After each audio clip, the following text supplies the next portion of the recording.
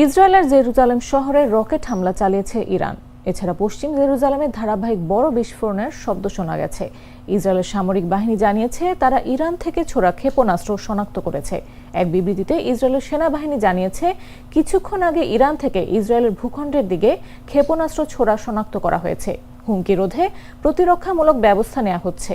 কাতার ভিত্তিক সংবাদ মাধ্যম আল জাজিরার একজন সংবাদদাতা জানিয়েছেন একটি ইরানি রকেট সরাসরি জেরুজালেম শহরে আঘাত এনেছে।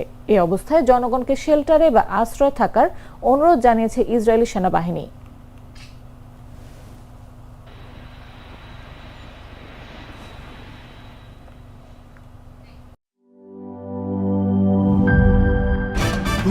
ভয় পাস না, এটা কসমিক ডোর। শব্দের আরেক নাম কসমিক ডোর। এর ওয়াল থিকনেস ও রিপ থিকনেস বেশি থাকায় এটাকে 50 বছরেরও বেশি। কসমিক ডোর, নিশ্চিন্তে 50 বছর।